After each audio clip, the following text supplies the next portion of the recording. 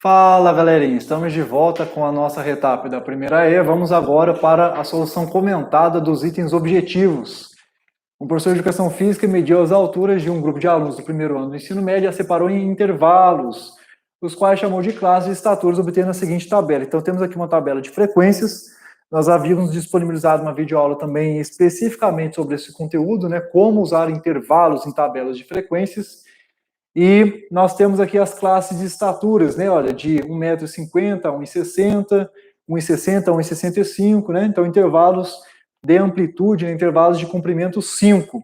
Com um detalhe aqui de que o primeiro intervalo é fechado em ambos os extremos, né? Tanto em 1,50 m quanto em 1,60 m. Significa que nós temos 26 indivíduos que têm alturas entre 1,50 m, né? Entre 1,5 m e 1,60 m, podendo essas alturas serem, inclusive, iguais a 1,50 m e a 1,60 m. Já nos intervalos seguintes, né, todos eles são abertos à esquerda e fechados à direita, o que significa que estes 32 indivíduos, por exemplo, têm estaturas estritamente maiores do que 1,60 m, mas podem atingir, inclusive, né, 1,65 m, tá bom? Beleza. Quantos alunos têm estatura pertencentes às classes C e B? Ora, E é interseção. Por acaso nós temos interseção? A interseção dessas duas classes? Essas duas classes têm interseção? Não. Elas não têm interseção. Por quê? A altura, né? O elemento que teria a possibilidade de pertencer simultaneamente a ambos os intervalos, que é 1,65, repare, ele pertence ao primeiro intervalo, mas ele está fora do segundo. Em outras palavras, o que eu estou dizendo é que esses dois intervalos são disjuntos. A interseção desses intervalos é vazia. Se eles não têm interseção, como é que eu posso ter alunos com a estatura pertencente a ambas essas classes, né? Pertencendo simultaneamente aos dois intervalos. Então, qual é a resposta disso aqui? 0. Beleza? Vamos para o próximo. Depois, quantos alunos de estatura inferior ou igual a 1,7, veja, inferior ou igual a 1,7, aí eu vou lá e me situo na tabela. Ou seja, é de 1,7, ó, para baixo. Inferior ou igual a 1,7, porém, ó, maior do que 1,6. Ora, maior do que 1,6 é deste intervalo aqui em diante, né? Tá bom? Ou seja, a gente está falando da união dessas duas classes, da união desses dois intervalos. Ora, quero saber quantos indivíduos têm estatura pertencente a essa união. Aqui, ó, basta eu somar 32 com 30 e obter 62 indivíduos. Tá bom? Próximo. Quantos alunos têm estatura inferior a 1,7? Bom, já é parte do anterior, né? Porque se é inferior a 1,7, então são esses três intervalos. Eu não tenho nenhuma outra restrição. Eu já tinha 62 com esses dois. Somando 62 com 20,5, que é do primeiro intervalo, eu chego a 88. Tranquilo? Próximo. Agora, quantos alunos têm estatura pertencentes à classe A ou? Olha o conectivo ou. O conectivo ou corresponde a qual operação entre intervalos? União, né? Classe A ou a classe B. Classe A ou a classe B. Então, vou reunir, já que eu estou falando da união, eu vou reunir estes indivíduos aqui. 20,5 com 32, vou chegar a 58 indivíduos. Portanto, 58 indivíduos têm estatura pertencente à classe A ou à classe B. E agora, quantos alunos têm estatura maior do que 1,65? Ora, maior do que 1,65 é deste em diante, né? Maior do que 1,65. A união dos intervalos C e D, cujo número de indivíduos, né, correspondente, ou cuja frequência correspondente vai ser 40,5, né? Então, 40,5 alunos têm estatura maior do que 1,65. Tá bom? O que mais? Agora vamos para relações de pertinência e de inclusão, né? nós chegamos, inclusive, a fazer uma live de revisão para tratar somente deste objeto do conhecimento, né? Relações, conjuntos numéricos e relações de pertinência e inclusão, além das videoaulas que já estavam disponibilizadas, né? Verifique se a sentença a seguir é verdadeira ou falsa. Relação de pertinência. Relação de pertinência é muito simples. Basta ver se o que aparece à esquerda, se esse objeto aqui, é um dos elementos que aparecem dentro do conjunto que está à direita. De fato, é um dos elementos desse conjunto, né? O conjunto com o número 1 dentro é um dos elementos do conjunto que aparece à direita. Só um minutinho, volta aqui. Portanto, esse item é verdadeiro, né? Pertence, logo essa sentença é verdadeira. Beleza? Vamos para o seguinte. Então, vamos considerar os conjuntos numéricos, N dos naturais, Q dos racionais, E dos inteiros, R dos reais. É verdadeiro ou falso que o menos 5 pertence aos racionais? Opa, o que é esse asterisco aqui? Esse asterisco significa simplesmente que a gente pegou o conjunto dos números racionais e retirou o zero. Né? Ou seja, são todos os racionais, exceto o zero. O menos 5 faz parte desse conjunto? Verdadeiro. O menos 5 é um número racional e, além disso, ele é diferente de zero. Por isso, essa sentença também é verdadeira. Próximo. Depois, qual o intervalo resultante dessa operação? Olha, interseção de dois intervalos. Eu vou representar cada um dos intervalos. Eu vou representar esse intervalo aqui na cor preta, eu vou representar este intervalo aqui na cor azul e vou representar o intervalo resultante na cor vermelha, tá? Então, o que é o intervalo aqui na cor preta? É do número 3 para trás, né? Sem fim à esquerda. Menos infinito significa isso. Sem fim à esquerda. Ilimitado no sentido negativo. Agora, o 3, ele faz parte ou não do intervalo? Veja que o colchete está de costas para o número 3, né? Portanto, aqui, ó, bola vazia, bola aberta, né? O 3 não pertence a este intervalo. O outro intervalo, né, que eu vou representar aqui na cor azul, ele começa em menos 2, e ele é ilimitado à direita, né?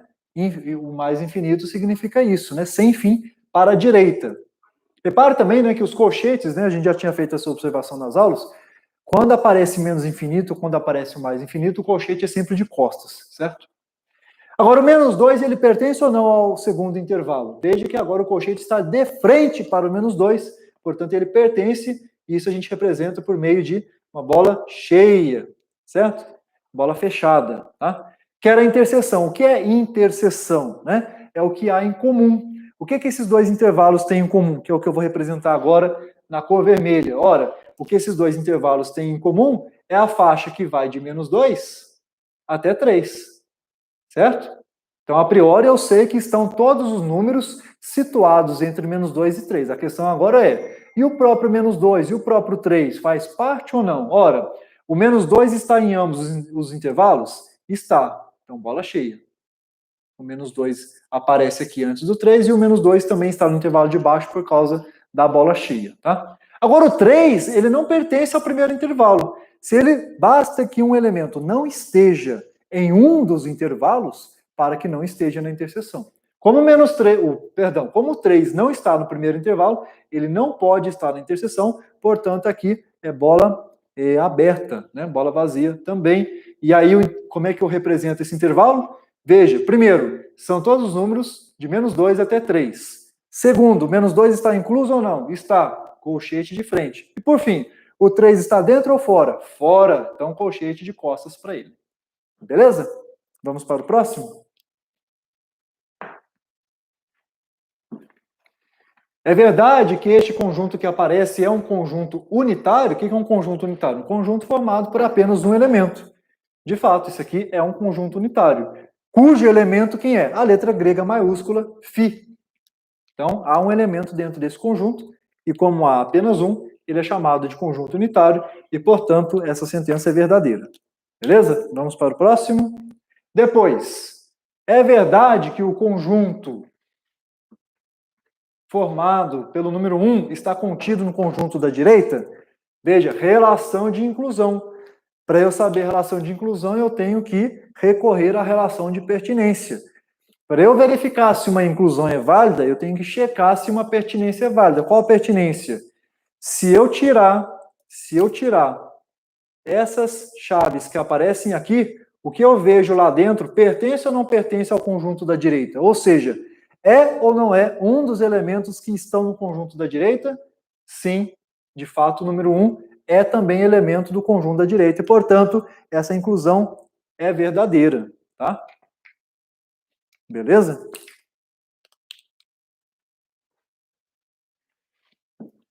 Outra operação entre intervalos. Qual é o intervalo resultante? Vou usar a mesma estratégia, tá? Vou representar o primeiro na cor preta, o segundo na cor azul e depois o intervalo resultante na cor vermelha, tá? Então, veja, esse aqui é o intervalo de 12 para trás, sem fim, incluindo 12, não é isso? Incluindo 12. O intervalo da direita, ele é do 5 para a esquerda sem fim, o 5 está à esquerda do 12, inclusive, né? Também, ó, fechado aqui no 5, tá? Agora eu vou fazer o intervalo preto menos o intervalo azul, ou seja, eu vou retirar do intervalo preto, né, o que ele tem em comum com o intervalo azul, né? Vou fazer um recorte. Ou seja, o que eles têm em comum, que eu vou destacar aqui no intervalo preto, ó, que é do número 5 para trás, é tudo que eles têm em comum. Então, essa parte eu vou ter que retirar, né? A operação de diferença é isso, retirar. Eu teria que apagar essa parte. Ao apagar essa parte, o que vai sobrar? Vai sobrar do 5, o que vai sobrar no intervalo preto, certo? O que vai sobrar no intervalo preto? Vai sobrar a faixa que vai de 5 até 12. É claro que o 12 aqui vai continuar fechado, que a gente não mexeu nele. Agora o 5, o que vai acontecer? A gente retirou o 5? Sim, a gente retirou o 5 porque ele era elemento comum com o intervalo azul. Ao retirar o 5, ele fica fora do intervalo resultante, portanto, bola aberta. E aí como é que eu represento esse intervalo? É o intervalo que vai de 5 a 12, excluindo 5, portanto, colchete de costas, e incluindo 12, portanto, colchete de frente. Beleza? Esse é o intervalo resultante da diferença entre esses dois intervalos. Tá bom? Alguns erraram porque colocaram aqui o intervalo é fechado em 5, né? Não tá certo. Tá bom? Justamente porque tá fechado no 5 aqui no intervalo da direita e a gente está retirando, é que vai ficar aberto no intervalo resultante, tá? Então deixa eu apagar isso aqui para a gente ir para o próximo. Agora, 3/4 pertence, ó, ainda que eu não me lembrasse, né, do que significa esse mais aqui. Ora, por acaso 3/4 é um número inteiro, né? Claro que não, né? 3/4 na forma decimal é 0,75, isso não é um número inteiro, portanto, essa pertinência é falsa, né? Esse item é falso, tá bom? Item falso. Beleza? Bem tranquilo, bem direto, né? Depois, de novo, considerar os conjuntos numéricos e verificar se a sentença é verdadeira. Olha, a gente já havia comentado na revisão, né, nas aulas normais a gente já havia comentado isso, mas a gente enfatizou na revisão, naquela live de revisão para E, que o conjunto vazio é subconjunto de qualquer outro conjunto. De qualquer outro conjunto. Então, independente do que está aqui à direita, de ser R, de ser Z, de ser o conjunto formado pelas letras A e B, de ser o conjunto formado pelos números -1 e 0, qualquer conjunto que eu colocar aqui do lado direito, essa inclusão aqui é válida. Né? Conjunto vazio é subconjunto de todos os conjuntos, quais sejam eles, tá? Então, esse item é verdadeiro. Espero só apagar aqui antes de passar para o próximo slide, tá bom? Conjunto vazio é subconjunto de todos os conjuntos. Então, não é, esse item não é verdadeiro porque aqui é R, poderia ser qualquer outro conjunto. Só não seria verdadeiro se eu colocasse aqui do lado direito algo que não fosse um conjunto. Se eu colocar, por exemplo, o conjunto vazio está contido no número 3, claro que não, né? Mas se eu colocar, por exemplo, assim, conjunto vazio está contido no conjunto formado pelo número 3, aí sim, tá? Deixa eu apagar isso aqui. E vamos para o próximo. Vamos lá. Agora é o seguinte, não é inclusão, né? Agora é pertinência. Agora eu afirmo o seguinte: esse item aqui é falso e não é por causa do que o que aparece no lado esquerdo. Qualquer coisa que eu colocasse aqui do lado esquerdo, esse item seria falso. Por um motivo muito simples. O que eu tenho aqui do lado direito? Um conjunto vazio. Qual elemento pertence ao conjunto vazio? Nenhum. Nada pertence ao conjunto vazio. Essa é a definição de conjunto vazio, né? Um conjunto que tem qual elemento? Nenhum. Conjunto vazio é o conjunto que não tem nenhum elemento. Então, independente do elemento que eu colocasse aqui do lado esquerdo, né? Essa sentença seria falsa. Beleza? Então, também não tem muito esforço aqui para julgar esse item. Beleza? Vamos ver o próximo. Essa inclusão está correta? Essa é uma das inclusões mais básicas que a gente sempre coloca aí toda vez que a gente estuda conjuntos numéricos e a relação de inclusão, né? Que todo número natural é inteiro, que por sua vez é racional, e este também um número real. Então é verdade que o conjunto dos naturais é subconjunto dos inteiros, né? Que está incluído no conjunto dos racionais, que por sua vez é subconjunto do conjunto dos números reais. Portanto, essa relação que aparece aí é verdadeira, esse item é verdadeiro, tá? Bem direto. Vamos lá. Depois, é verdade que se eu fizer a diferença entre o conjunto dos racionais e o conjunto dos inteiros, eu vou obter o conjunto dos naturais? Claro que não, né? Na verdade, ao retirar os inteiros dos racionais, eu estou retirando os naturais, inclusive, né? O que eu estou querendo dizer é que o conjunto resultante dessa operação aqui não tem nenhum número natural dentro dele. Né? Olha que absurdo, né? Dizer que essa diferença dá o conjunto dos naturais. Qual é o conjunto resultante dessa operação? São os números racionais não inteiros. Né? Eu vou de todos os números de todos os números racionais, eu vou retirar os números inteiros. E isso não é igual ao conjunto dos números naturais, o que torna esse item falso, beleza? Então, esse item é falso, vamos ver qual é o próximo item. Olha aí, ó. O conjunto vazio é representado dessa forma. A gente enfatizou isso na live de revisão. Pessoal, tome cuidado. Um erro muito comum, que inclusive os alunos do ensino fundamental cometem quando vão resolver uma equação e verificam que aquela equação não tem solução, é o aluno escrever assim, né? Solução igual a isso. Tá errado, né? Ele está dizendo que a solução do problema é essa letra, né? Se ele quer dizer que não há solução, que a solução é vazia, das duas, uma. Ou ele usa só a letra grega φ maiúscula, que representa o conjunto vazio, ou ele representa o próprio conjunto, né, da forma usual, que é com chaves, né? Mas colocando o que dentro? Nada. A partir do momento que eu coloquei algo dentro, né, algo entre as chaves, esse conjunto está deixando de ser vazio. Ele passa a ter elemento. Isso aqui é um conjunto unitário, cujo elemento é essa letra que aparece aí dentro. Então esse item é falso. Falso porque o conjunto vazio não é representado dessa forma, tá? Ou eu uso as chaves sem nada dentro, ou eu uso apenas a letra φ. Beleza? Próximo. Olha aí, pessoal, outra observação que a gente havia feito, né? A relação de inclusão, que é o que está aparecendo aqui, é a relação entre dois conjuntos, certo? Então, se do lado esquerdo ou do lado direito aparecer algo que não é conjunto, eu não tenho que fazer raciocínio nenhum para concluir que o item é falso. Porque não faz sentido eu dizer que algo que não é conjunto é subconjunto de outro conjunto, né? Então esse item é falso. Eu preciso ter, para eu aplicar a relação de inclusão, eu preciso ter conjuntos dos dois lados, tá? Beleza? E então, a partir do momento que eu verifico que em um dos lados aparece algo que sequer é conjunto, não faz sentido dizer que um é subconjunto do outro. Beleza, próximo.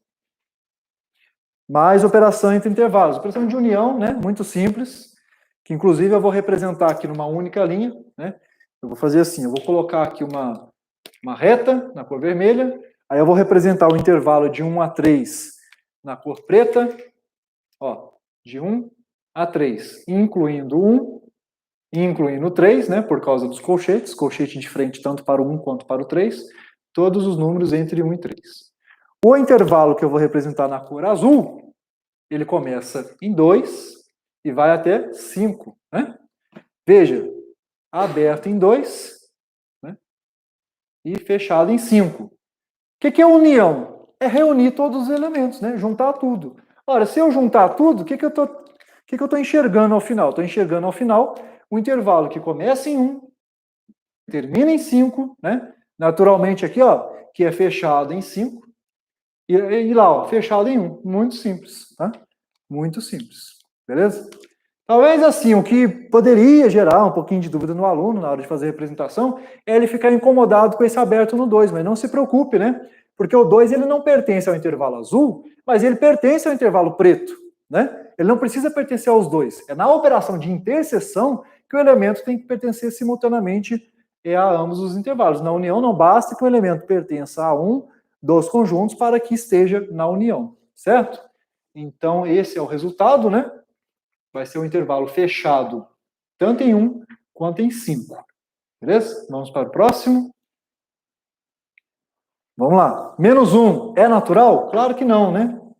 Os números negativos não são naturais, né? Então esse item é falso. Beleza?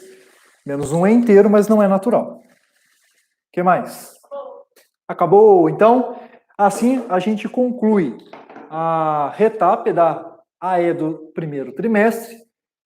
Temos alguma dúvida aí no chat do AVA? Nenhuma dúvida. E aí eu solicito o seguinte, né? Com base na solução comentada dessa retap, se você tiver alguma dúvida sobre a correção da sua prova, né? Que já está disponível desde o início da semana lá no AVA, então você vai mandar uma mensagem pelo chat do AVA, né? Essa mensagem é endereçada ao professor da sua turma. Lembrando aqui, né? Turmas 101 a 104, Capitão Belchior, né? Turmas 105 a 108, professor Vilmar. Turmas 109 a 111, professor Alain. E turmas 112 a 115, Tenente Iris, tá bom? Então, se tiver qualquer questionamento a respeito da correção da sua AE, com base na solução comentada e na distribuição de scores que nós apresentamos aqui nessa retap, você poderá fazer a sua ponderação, endereçando a mensagem para o professor da sua turma. Tá bom, pessoal? A gente continua à disposição. Nós continuamos disponibilizando materiais no AVA, né, no canal, então temos videoaulas, temos feito essas lives aqui também para conseguir uma maior interação com vocês, né, ainda que seja um contato virtual, é bom a gente retomar esse contato, e a gente continua à disposição aí para dar prosseguimento aos estudos, certo? Nós não paramos, né? Continuamos aí a todo vapor e, se Deus quiser, vamos superar esse desafio. E para concluir, eu vou dizer aqui umas palavras que o primeiro comandante aqui no Colégio Militar de Brasília, o então Coronel Silva Alvim, né? Hoje General Silva Alvim. Eu me lembro que ele costumava recitar os versos de um famoso poema, né, do Gonçalves Dias, que é a Canção do Tamoio. Esse poema tem 10 estrofes. Eu vou dizer aqui apenas a primeira e a última estrofes aí desse poema, para servir aí de estímulo para a gente não desanimar e a gente continuar firme e forte aí nesse processo. Não chores, meu filho, não chores, que a vida é luta renhida. Viver é lutar. A vida é combate, que os fracos abate, que os fortes, os bravos, só pode exaltar. As armas ensaia, penetra na vida. Pesada ou querida, viver é lutar. Se o duro combate os fracos abate, aos fortes, aos bravos, só pode exaltar. Então é isso aí, pessoal. Com muita força, com muita bravura, vamos seguir em frente. Até a próxima.